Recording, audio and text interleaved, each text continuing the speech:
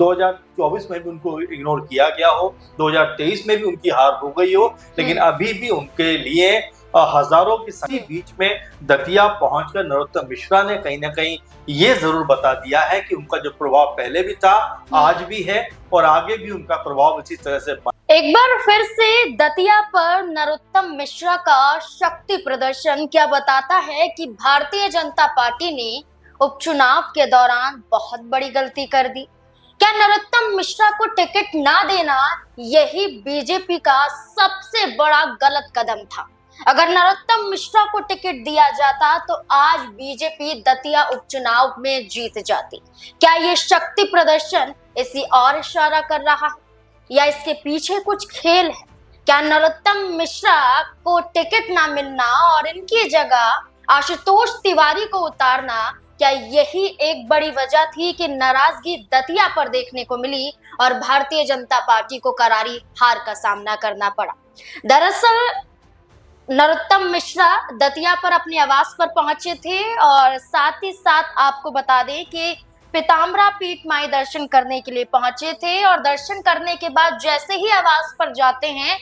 वहां भीड़ को देखकर वो खुद अंदाजा नहीं लगा पाते हैं कि इतने हुजूम में जो संख्या है वो आज भी उन्हें पसंद करती है, आज भी उनका समर्थन कर रही है। ऐसे में कई बड़े सवाल खड़े हो जाते हैं कि एक तरफ शक्ति प्रदर्शन तो दूसरी तरफ बीजेपी से जुड़े हुए हर एक सवाल पर नरोत्तम मिश्रा की चुप्पी क्या बताती है? क्या वाकई मध्य प्रदेश में आगामी विधानसभा चुनाव से पहले कोई बड़ा खेल हो सकता है? क्या नरोत्तम मिश्रा बीजेपी से अभी भी नाराज हैं? क्या दिल्ली में नरोत्तम मिश्रा की किस्मत का फैसला हो सकता है? तमाम सवाल हैं और जवाब खंगालेंगे और बड़ी सहयोगी अमन जी हमारे साथ मौजूद हैं, चर्चा करते हैं। सर, जिस तरह से वो दतिया पर पहुंचे हैं, ये पहली बार उनका दौरा होगा जब उपचुनाव के बाद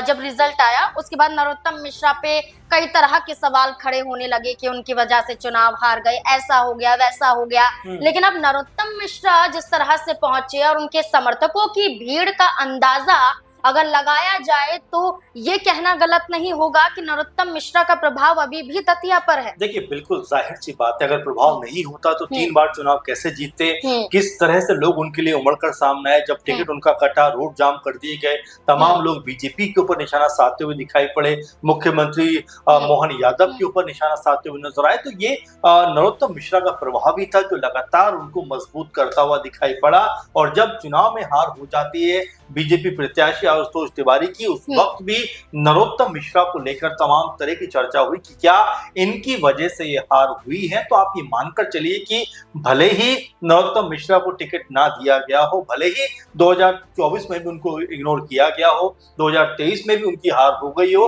लेकिन अभी भी उनके लिए हजारों की संख्या में लोग खड़े हुए रहते हैं। उसका नजारा हमने देखा कि जब दतिया पहुंचते हैं आवास पर, उनके तमाम जो समर्थक हैं हजारों की संख्या में पहुंचते हुए दिखाई पड़ते हैं और उनको देखकर मुझे ऐसा लगता है कि नरोत्तम मिश्रा की आंखें एक बार नम जरूर हुई होंगी, क्योंकि जब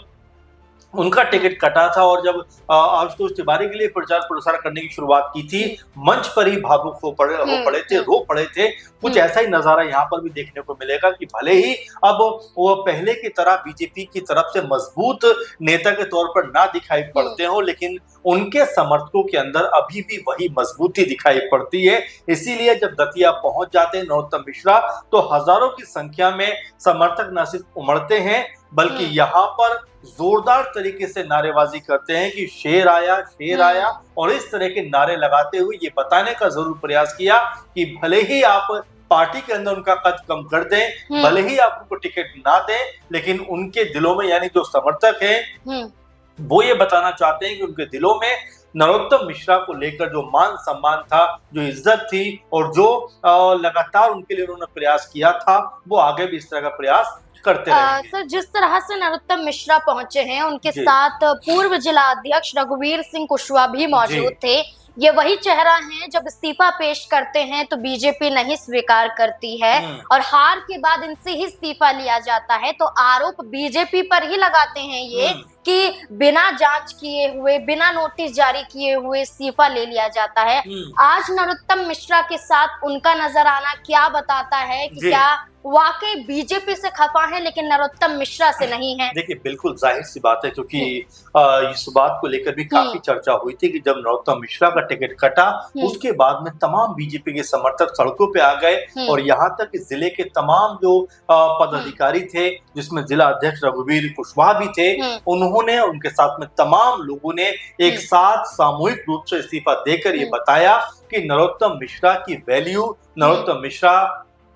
का जो मान सम्मान है उनकी नजरों में कितना ज्यादा है। और अब जिस तरह से वो पूर्व जिला अध्यक्ष हो गए हैं, लेकिन उसके बावजूद भी नरोत्तम मिश्रा के साथ में खड़े हुए दिखाई पड़ते हैं और ये बताने का प्रयास करते हैं कि भले ही बीजेपी में उनकी अहमियत पहले की तरह ना रही हो, लेकिन समर्थक और जो नेता उनके साथ पहले थे वो अभी भी मजबूती के साथ में खड़े हुए हैं। अब इस तरह से भी इसको देखा जा सकता है कि क्या यहाँ से नरोत्तम मिश्रा कोई बड़ा आगाज करते हुए दिखाई पड़ सकते हैं, क्या कोई बड़ा ऐलान यहाँ पर करते हुए दिखाई देते हैं। मीडिया कर्मियों ने सवाल पूछा कि अब कार्यकारिणी भंग हो जाती है दतिया पर, तो अब बीजेपी का फैसला क्या होगा, किन चेहरों को आगे किया जाएगा, क्या पुराने चेहरे रिपीट हो सकते हैं, इसके साथ साथ दिल्ली दौरे को लेकर चर्चा की जाती है, तो कोई जवाब नरोत्तम मिश्रा की तरफ से नहीं आता। देखिए, आपको ये भी याद होगा कि आशुतोष तिवारी चुनाव हारने के बाद कहते हैं कि मैं अब दतिया से वापस नहीं जाऊंगा, यहीं पे रहूंगा, लोगों के बीच में रहूंगा। यानी एक तरीके से उन्होंने इशारा कर दिया कि चुनाव भले ही मैं हारा हूं, लेकिन 2028 के लिए मैंने अभी से ग्राउंड बनाना शुरू कर दिया, अभी से अपनी तैयारी को शुरू कर दिया। क्योंकि जब उपचुनाव हुआ था तो आनंद फानंद में उनका नाम निकलकर सामने आता है, उनको यहाँ पर प्रत्याशी घोषित कर दिया जाता है, लेकिन अब पूरी तरीके से वो यहाँ पर अपना प्रभाव जमाते हुए दिखाई पड़ेंगे। लेकिन इसी बीच में दतिया पहुंचकर नरोत्तम मिश्रा ने कहीं ना कहीं ये जरूर बता दिया है कि उनका जो प्रभाव पहले भी था, आज भी है और आगे भी उनका प्रभाव इसी तरह से बना रहेगा। अब 28 को लेकर क्या रणनीति नरोत्तम मिश्रा की होने वाली है, क्योंकि पहले वो ये कह रहे थे कि भाई मैं अब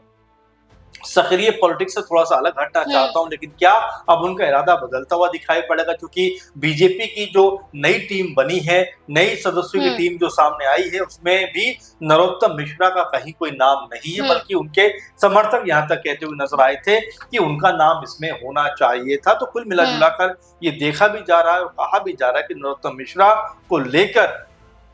क्या बीजेपी यहाँ पर असहज है, और अगर असहज है तो क्या यहाँ उनको धीरे से अलग थलग करना चाहती है, ये भी सवाल उठता है। और क्या अब नरोत्तम मिश्रा अपने बलबूते यहाँ पर एक बार फिर अपनी खोई हुई जमीन को वापस लेकर आना चाहते हैं, इसलिए इस तरह का उन्होंने शक्ति प्रदर्शन एक तरीके से किया है और दतिया वापस लौटे। तो कई तरह के सवाल है, लेकिन फिलहाल नरोत्तम मिश्रा किसी भी कीमत पर दतिया को नहीं छोड़ना चाहते, लोगों को नहीं छोड़ना चाहते, मजबूती के साथ कनेक्ट रहना चाहते हैं। बिल्कुल, जिस तरह का माहौल दतिया पर देखने को मिला, उनके आवास पर देखने को मिला, जो ग्रैंड वेलकम नरोत्तम मिश्रा का हुआ उनके समर्थकों द्वारा, इससे अंदाजा तो यही लगाया जा सकता है कि दादा का धाक कम नहीं हुआ है, बल्कि और भी ज्यादा मजबूत दतिया पर नरोत्तम मिश्रा दिखाई दिए। लेकिन बीजेपी भरोसा करेगी आने वाले वक्त में, ये देखना काफी दिलचस्प होगा, क्योंकि सर ने बिल्कुल सही कहा कि एक नई टीम भी तैयार हुई है। चलिए, राज्यसभा नहीं, उपचुनाव नहीं, लेकिन नई टीम में तो मौका दिया जा सकता था, लेकिन नई टीम में भी मौका नरोत्तम मिश्रा को नहीं दिया जाता है। इसके बाद कई बड़े सवाल हैं, सवालों के बीच में नरोत्तम मिश्रा हैं और नरोत्तम मिश्रा का शक्ति प्रदर्शन है। अब ऐसे में देखना होगा कि आने वाले वक्त में बीजेपी का क्या फैसला होगा। आपको क्या लगता है नरोत्तम मिश्रा के इस प्रभाव को देखकर? अपनी राय हमारे साथ जरूर साझा करें। धन्यवाद।